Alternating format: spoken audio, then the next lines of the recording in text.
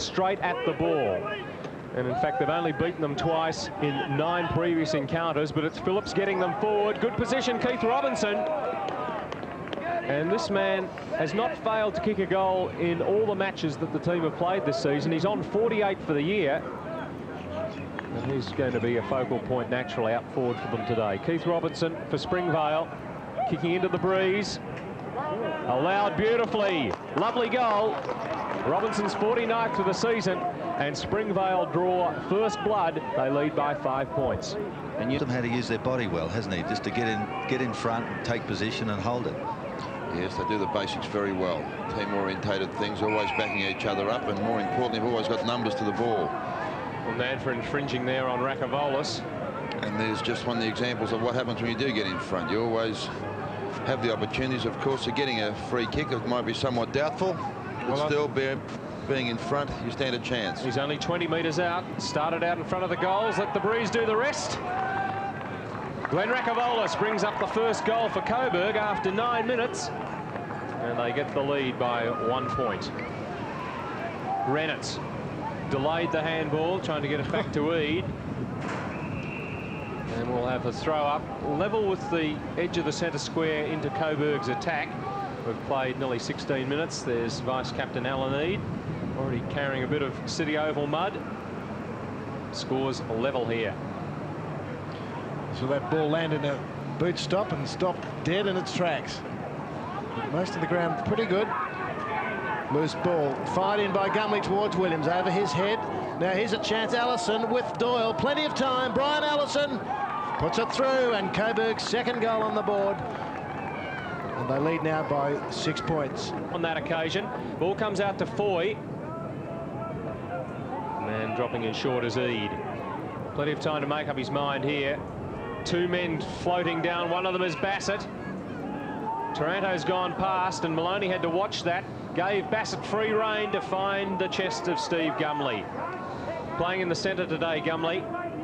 And he'll shoot at goal from about 60 metres. And with this breeze, it shouldn't be too much of a problem for him, the distance. He's had 7 possessions and has played very well over the last half dozen weeks or so.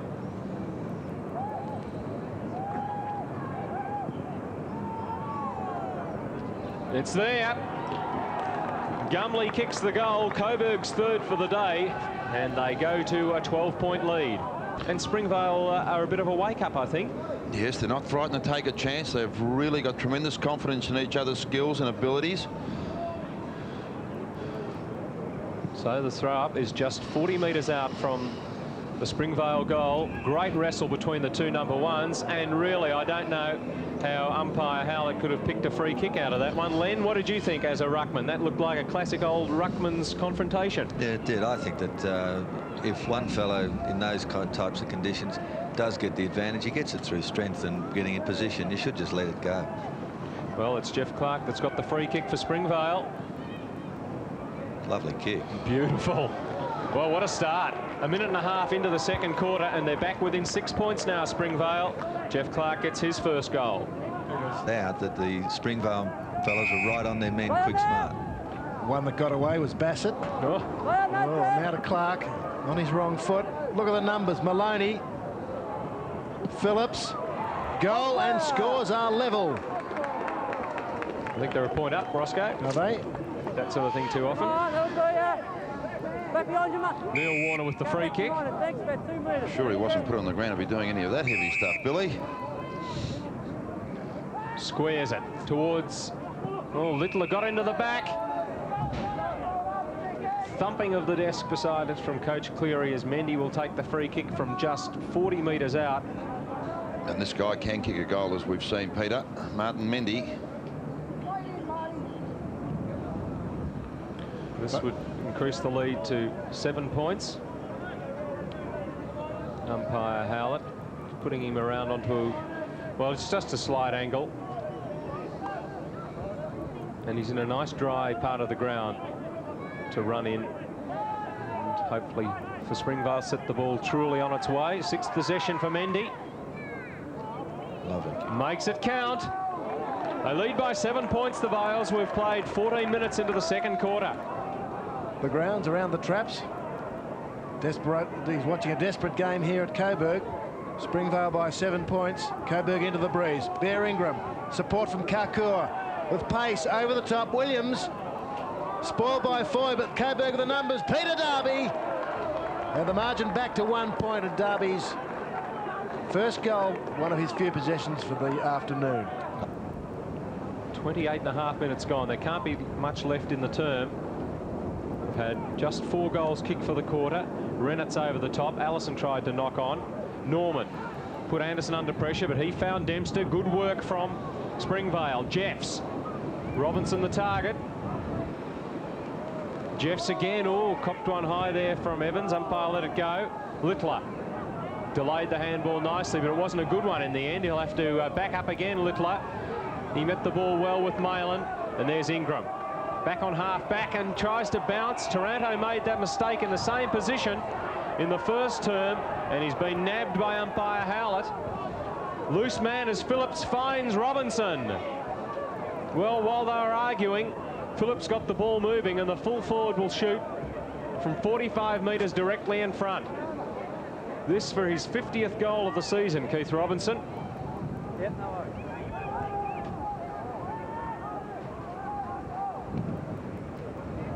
Through the middle it goes, and a very timely one. Robinson's second for the match, 50th of the season, and that gives Springvale an 8-point lead at half-time after Coburg led by 12 at quarter-time. The goal kickers for Springvale, Robinson has 2, singles to Clark, Mendy and Phillips, while for Coburg, singles to Allison, Gumley, Darby and Rakavolis. 8-point leaders are Springvale over the reigning premiers Coburg at half-time in the VFA match of the round.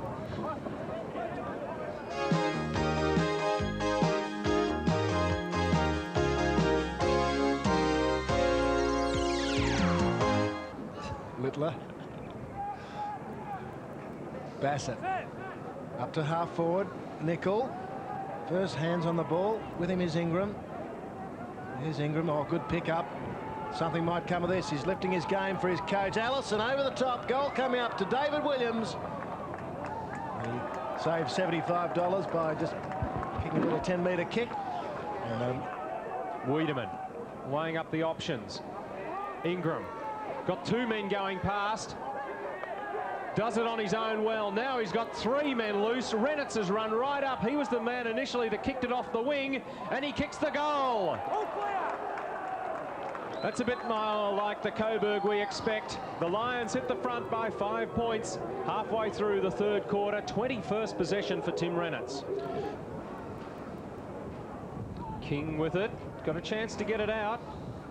Umpire Saville blows the whistle on proceedings about 30 metres out, and there's some boys who deserve some danger money today up in our high scaffold.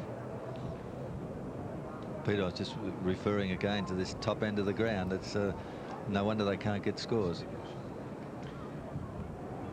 Phil Malin leading by example, the captain coach. There he is, gets up. So does Glenn Rakavolis, 29. Feels his face. He got a roast too. Who didn't in the Coburg dressing room at half-time? They just lead by 5 points with the time on. Third quarter. Brian Allison jumps the pack, tries to get the football. There's Cameron Stewart. About to come on. What method does Phil Cleary use to really berate his players? Is he eloquent, or a bit of sort of use a few adjectives, or what, Ross? The supporter asked me whether we had a tape rolling, and I said, no, we didn't. Which I think would indicate there might have been a few expletives there that might be censored, Len. Michael Jeffs over the top. Robinson, he's the full forward down on half-back flank. Ah, what ridiculous umpiring. That rule, I mean, is just crazy. That's farcical. They never pay it, you know, 99 times out of 100, and then they pick one out of the bag like that. I thought it was a legitimate fumble. Well, I'll tell you what, I'd like to see it again. I think I might endorse your comments there, Ross. There's the full-back on the wing. Evans driving it to half forward. They're falling down at half forward. Simon Evans, that strong mark. Clark, rather. Out they go. They're not too concerned about getting it into their forward line at the moment, Springvale. bottle it up over on that outer side. Good mark taken by Nickel. Now they're trying to get it forward. Stewart spinning it out to Anderson. Inside, Phillips. What's offering? Not a hell of a lot. Ankle tackle. Free kick given to Littler. More to clear it out than anything, I think. They're endeavouring to bring it across. Oh, they're going backwards. Sheldon hands it off to Anderson. No, it's Mead that's kicked the goal. A poster. Well, I don't believe it. Martin Mendy presented with a gift, and that would have put them in front at three-quarter time. As it is, they trail by 4 points, Springvale. One could perhaps think that the conditions of the ground and the amount of mud adhering to jumpers making them hard to distinguish at the moment. But Coburg very nearly punished, and they've got a lot of work to do in this last term to hold out Springvale home with the breeze. Looking at the goal kickers up to three-quarter time for Coburg, all individuals: Rakavolis, Williams, Darby, Gumley, Allison and Renitz. For Springvale, Robinson 2, Phillips, Mendy and Clark. Martin Mendy almost could have had 2, and they would have gone in with a lead. As it is, Coburg slender leaders by 4 points, three-quarter time in the VFA match of the round.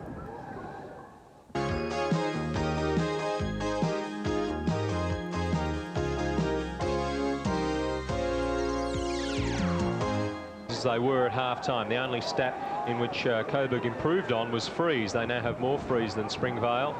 18 to 23 it'll be now after that one to Ingram, and they trail in all other departments of the game. As the ball comes out to Darby, what a vital kick for the left footer.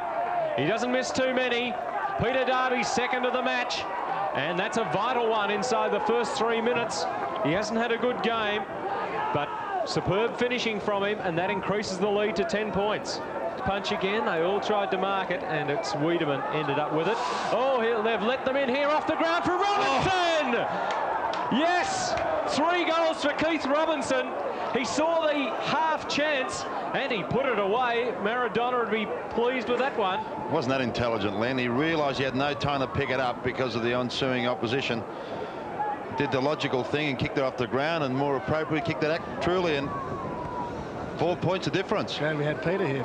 Call that one, Sam. It was lucky John Bell would be looking at that, wouldn't he, thinking his guest in the studio the other day couldn't have done it any better.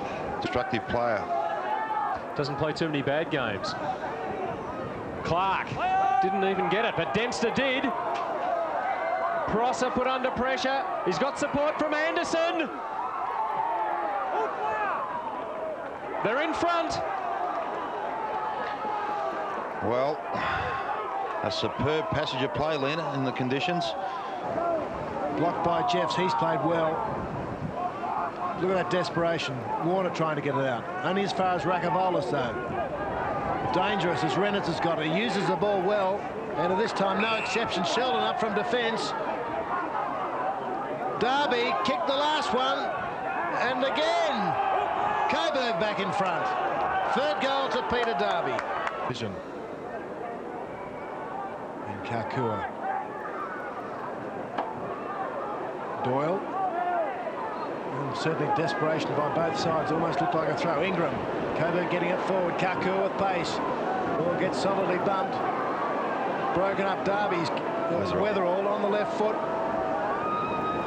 Now Darby, and he runs in and kicks number 3, and that looks like the ball game.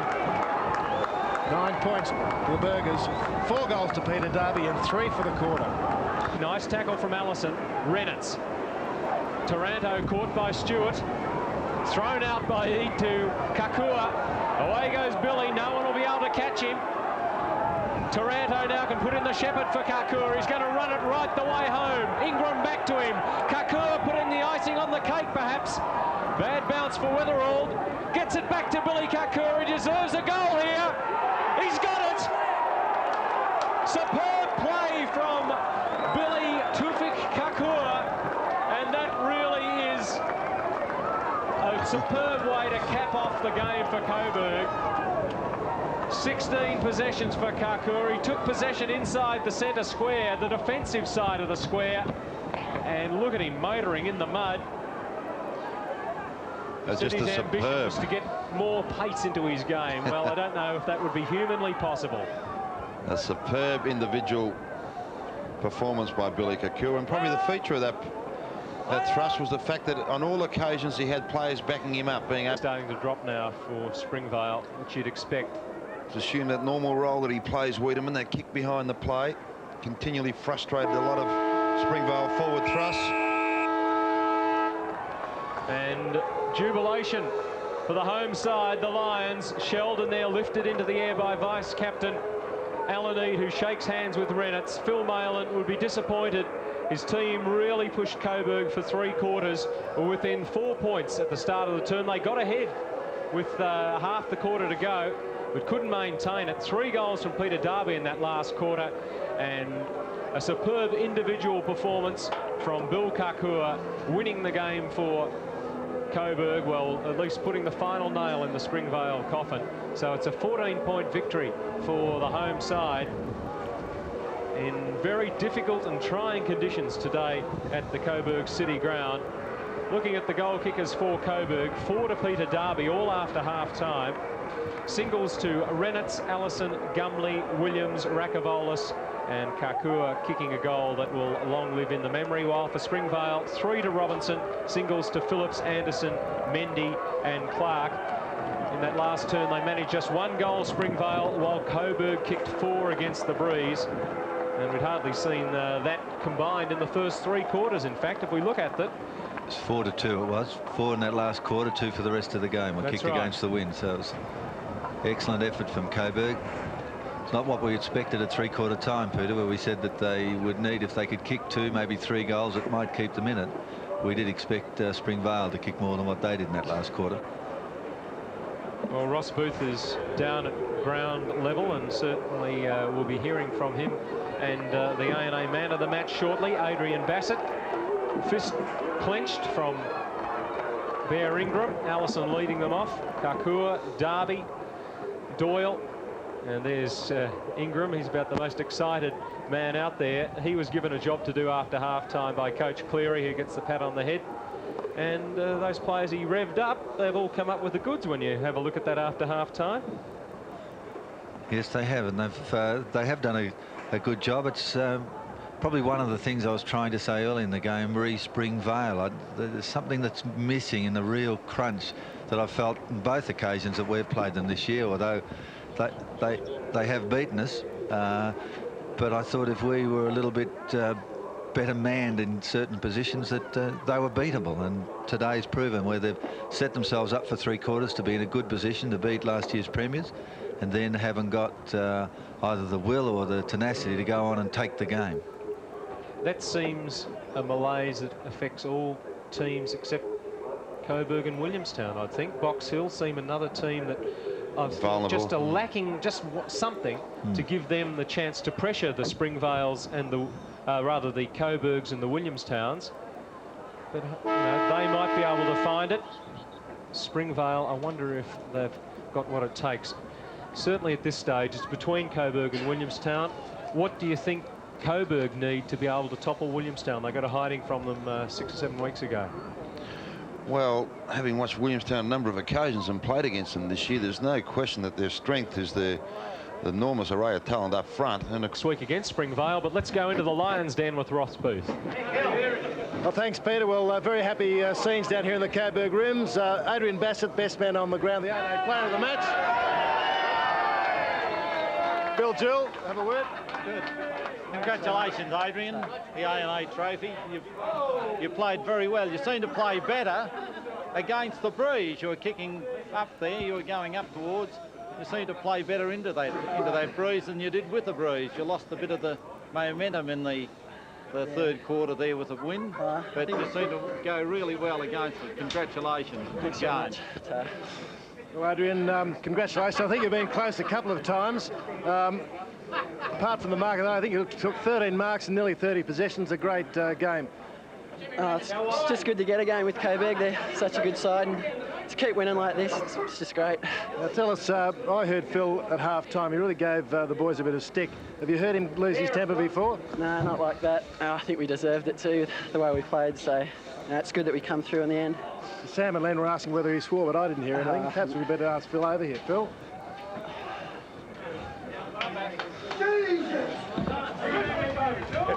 There he is, fabulous. Now listen, it was a Springvale game last year when you let go. I think it was Greg Reynolds last year. Half-time copped it. Bad today, but they can wear it. The right blokes can wear it, and it was a great win. They played really good football. To come back, I think, into the breeze and kick those goals was just stunning football. Very proud of them. Did you really believe you could win it at three-quarter time? Yeah, I always believe we can win it because we've shown that in past games. I think Box Hill, Brunswick twice, and now this game against Springvale. I think they're a very good side under pressure, and they really do fight back. They always think they can win the game. And Adrian, of course, played a very good game. Peter Darby in that last quarter, he got a roast at half-time. In fact, everyone you roasted, funnily enough, Tim Renitz, Bear Ingram, really lifted after half-time, didn't they? Yeah, they all did, which is great. It's nice. I mean, you don't like to have to roast players, but occasionally you do it. I haven't really done it all year, and today I did it, and they came out with flying colours. It's terrific. Now, why did you left the box, you were thumping your fist there, and halfway through the last quarter you went down to the fence. Why'd you do that? Well, the walkie-talkies were a problem, and I wanted to get down on the action so I could get the moves out quick, smart. That was it. OK, Phil, well, congratulations. Another good win to Coburg. We'll have some more interviews in a moment, Peter, but for the moment, back to you. Sorry, Len. If you just draw a contrast, this is one passenger player we should really highlight because it was an inspirational solo effort being supported by his teammates Billy Kakua, showing blistering pace, and that was a team lifting goal, and you could see the emotion displayed by all the players that really lifted the side. Well, that's a superb full stop to the afternoon's action as far as Coburg are concerned. Let's go back down to the rooms and Ross Booth. Well, thanks, Peter. I've got a couple of the key players in that last quarter. In fact, in Coburg's team right to the air. On left of screen, Peter Darby, who kicked 4 goals today, 3 in the last quarter, and on right of screen, little Billy Kakua. But firstly, Peter, you got a roast at half-time. Yeah, I did. He got into me, but I deserved it, I think. You think you deserved it, did you? Pretty sure, yeah. Last quarter, was it? Good comeback last quarter. Yeah, it was good. Yeah, good. Finally got a few goals and running a bit more. Wasn't running enough, but got the legs going and ended up a good win. Pretty blustery conditions. Yeah, it was, but wasn't. The ground wasn't too bad though, and the wind didn't tell too much except kicking up into it. If you run it and all that, it turned out all right, and we teamed a lot better the second half, and just as well, I think. Now, do you think you're a chance against Williamstown if you get that far? Oh, we'll get that far. There's no worries. I think, well, we'll do them well.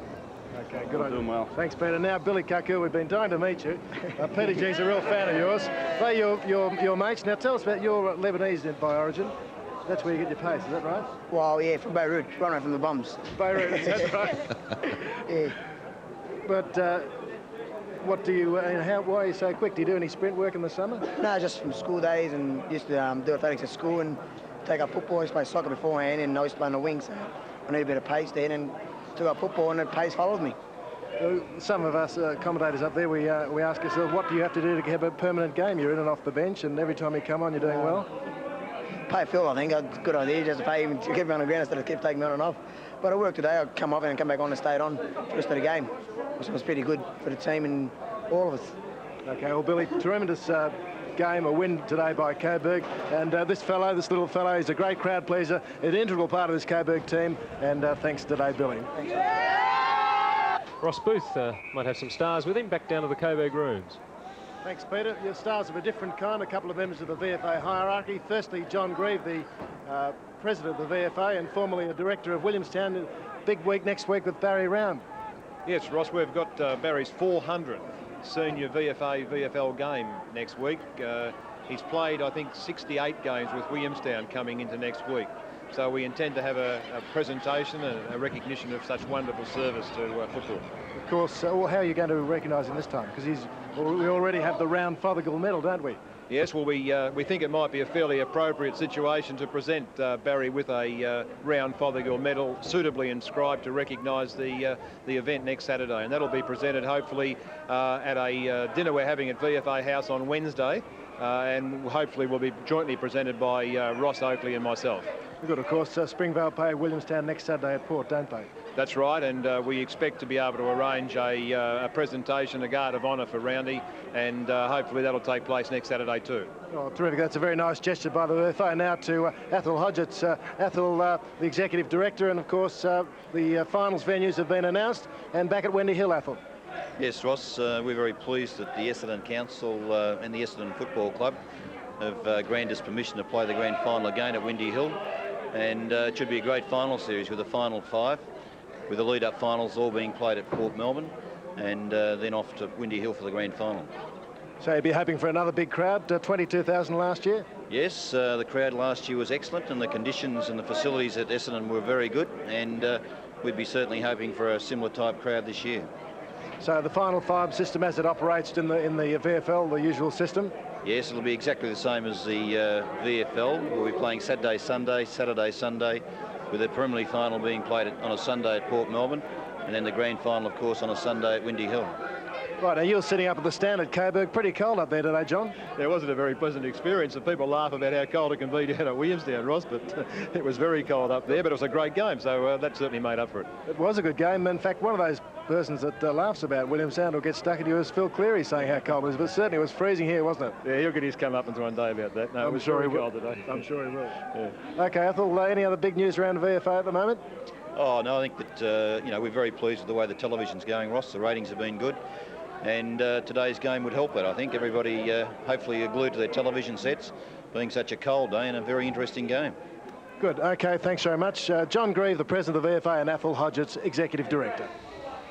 And Ross Booth there, executive producer of ABC's radio cricket coverage for the 3rd test, which hopefully continues tonight from Edgbaston. Join Ross and all the boys from 8 o'clock. Well, let's take a look at what we've got coming up for you on ABC television at 5 o'clock. You can see highlights of this game. If you joined us late thinking that we're on at 2 o'clock, we're not because of rugby. We're on again early next week, so you can catch up on what you missed out on today, or if you're a Coburg fan, want to see that last quarter again, join us from 5 until 6 this evening. Tomorrow's matches, there's only 3 because some 6 teams have byes, but there's some interesting games. Box Hill and Paran. Now, Box Hill would be looking to get further away from Springvale as far as that double chance position is concerned, so they'll be looking for a big win there. Frankston on Camberwell, Sam. Frankston, I think, will be trying to get a bit of percentage on you because they will get back up in top position, or battling to get into those top 5 positions. So Frankston looking for a big win there, and Camberwell hoping to deny them that. And Len, you're in action tomorrow too against Brunswick. That will be a big game at the Preston City Oval, so get out and see some live VFA action tomorrow. And next Saturday we'll be live from the Port Melbourne ground, Springvale against Williamstown. Join us then from 12:15. Hope you've enjoyed it today. Goodbye.